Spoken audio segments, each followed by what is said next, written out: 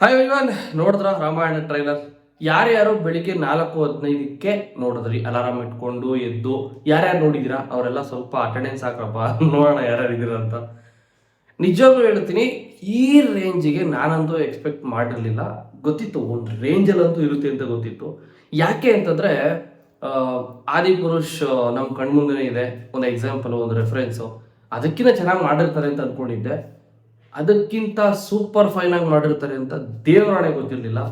Rocking star Yash ಅವರ appearance, ಮತ್ತು ರಾಮ, ಲಕ್ಷ್ಮಣ, ಸೀತಾಮಾತೆ, ಇವರು ಎಲ್ಲ ಒಂದು ರೆಫರೆನ್ಸ್ ತೊಗೊಂಡು ಇವ್ರು ಹೆಂಗೆ ತೋರಿಸ್ಬೋದು ರಿಚ್ ಆಗಿ ಅನ್ನೋದನ್ನು ಕರೆಕ್ಟಾಗಿ ಬ್ಲೂ ಪ್ರಿಂಟ್ ಹಾಕಿ ಹಿಂಗೆ ಮಾಡಬೇಕು, ಇದು ಹಿಂಗೆ ಬರಬೇಕು ಅನ್ನೋದನ್ನು ತಲೆಯಲ್ಲಿ ಇಟ್ಕೊಂಡು ಮಾಡಿದ್ದಾರೆ. ನಿತೇಶ್ ತಿವಾರಿ ಅವ್ರಿಗೆ ಒಂದು ಹ್ಯಾಟ್ಸ್ ಆಫ್. ಟ್ರೈಲರಲ್ಲೇ ಹಿಂಗೆ ತೋರಿಸಿದ್ದೀರ ಅಂತಂದರೆ ಇನ್ನು ಸಿನಿಮಾ ಥಿಯೇಟ್ರ್ ಅಳ್ಳಾಡೋದಂತೂ ಗ್ಯಾರಂಟಿ. ಥಿಯೇಟ್ರು ಸ್ಕ್ರೀನ್ ಕತೆ ಏನಾಗುತ್ತೋ ಗೊತ್ತಿಲ್ಲ. ಸೆಲೆಬ್ರೇಷನಲ್ಲಿ ಥಿಯೇಟ್ರ್ ಮುಂದೆ ಜನ ಹೆಂಗೆಲ್ಲ ಸೆಲೆಬ್ರೇಟ್ ಮಾಡ್ತಾರೋ ಗೊತ್ತಿಲ್ಲ. And Namit Malhotra producer, and rocking star Yash ಅವರು ಕೂಡ ಒನ್ ಆಫ್ ದಿ ಪ್ರೊಡ್ಯೂಸರ್ ಈ ಸಿನಿಮಾಗೆ. ಆ್ಯಂಡ್ ನನಗೆ ಸ್ಟಾರ್ಟಿಂಗಲ್ಲಿ ಗೂಸ್ ಬಂಪ್ಸ್ ಬಂದಿದ್ದು ಯಶ್ ಅವರ ಎಂಟ್ರಿ. ಅವರು ಎಲ್ಲರನ್ನೂ ಹೊಡೆದಾಕ್ಬಿಟ್ಟು ರಾಜಾದಿರಾಜ ಅಂತ ಹೇಳೋ ಸೀನ್ ಇದೆಯಲ್ಲ, ಅವ್ರು ನಿಂತಿರೋ ಒಂದು ಬಿಲ್ಡಿಂಗ್ ಮುಂದೆಗಡೆ, ಆಗಿನ ಕಾಲಕ್ಕೆ ಕೋಟೆನೋ ಏನೋ ಆಗಿರುತ್ತೆ, ಬಟ್ ಆ ಬಿಲ್ಡಿಂಗ್ನ ಮುಂದೆಗಡೆ ಇರುವಂಥ ಅಷ್ಟು ಜನಸಾಗರ, ರಾಕಿಂಗ್ ಸ್ಟಾರ್ ಯಶ್ ಅವ್ರಿಗೆ ಬಂದು ರಾವಣ ರಾಜ್ಯ ಅಂತ ಹಿಂಗೆ ಹೇಳೋದಾಗಿರ್ಬೋದು.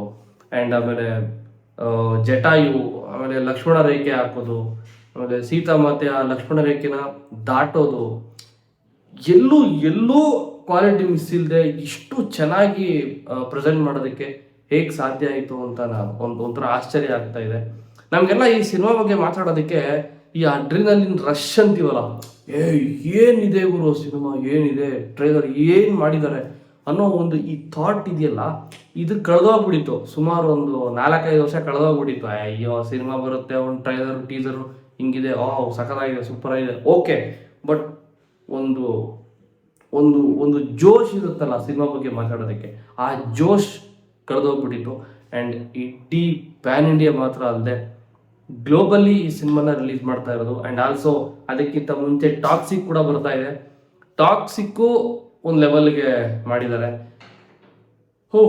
ನಮ್ಮ ಕನ್ನಡ ಇಂಡಸ್ಟ್ರಿ, ಕನ್ನಡ ನಟರು, ಕನ್ನಡ ಅನ್ನೋವಂಥದ್ದು ಇನ್ನೂ ಯಾವ ಮಟ್ಟಕ್ಕೆ ತಗೊಂಡೋಗ್ತಾರೋ ಗೊತ್ತಿಲ್ಲ. ಆ್ಯಂಡ್ ನನಗೆ ಒಂದೇ ಒಂದು ಮಿಸ್ ಆಗಿದ್ದು ಈ ಟ್ರೈಲರಲ್ಲಿ, ಬೇಜಾರಾಗಿದ್ದು, ಇಲ್ಲಿ ಈ ಕ್ಯಾರೆಕ್ಟರ್ ಬರ್ತಾನೆ ಇಲ್ವಲ್ಲ ಅಂತ ಅಂದ್ಕೊಂಡೆ. Anjaneya is missing in trailer. ಯಾಕೆ ಅಂದರೆ ಈ ರಾಮಾಯಣದಲ್ಲಿ one of the main and ಏನು ಹೇಳ್ಬೋದು ಅಂತ ಗೊತ್ತಿಲ್ಲ, ಪರ್ವತ ಇದ್ದಂಗೆ ಇಡೀ ರಾಮಾಯಣದಲ್ಲಿ ಆಂಜನೇಯ ಇಲ್ಲ ಅಂದಿದ್ರೆ ರಾಮನಿಗೆ ತುಂಬ ಕಷ್ಟ ಆಗ್ತಾ ಇತ್ತು.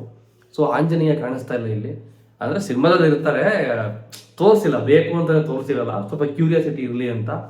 ಓಕೆ, ನಿಜ ಏನು ಮಾತಾಡ್ಬೇಕಂದ್ರೆ ಗೊತ್ತಾಗ್ತಿಲ್ಲ ಟ್ರೈಲರ್ ನೋಡ್ಬಿಟ್ಟು, ಅಷ್ಟು ಚೆನ್ನಾಗಿದೆ. ಒಂದೊಂದು ಫ್ರೇಮು ನೋಡಿದ್ರೆ ಗೋಲ್ಡ್ ಥರ ಕಾಣಿಸ್ತಾ ಇದೆ. ಒಂದೊಂದು ಫ್ರೇಮು ದಶರಥನಿಗೆ ರಾಮ ಬಂದ್ಬಿಟ್ಟು ಹಿಂಗೆ ಕೈ ಹಿಡ್ಕೊಳ್ಳೋದು, ಆಮೇಲೆ ನಿನಗೆ 14 ವರ್ಷ ವನವಾಸ ಅಂತ ಹೇಳೋ ಆ ಸೀನು, ಆ ಇಂಟೆನ್ಸಿಟಿನ ಎಕ್ಸ್ಪೀರಿಯೆನ್ಸ್ ಮಾಡೋದಕ್ಕೆ ನಾನಂತೂ ಕಾಯ್ತಾ ಇದ್ದೀನಿ.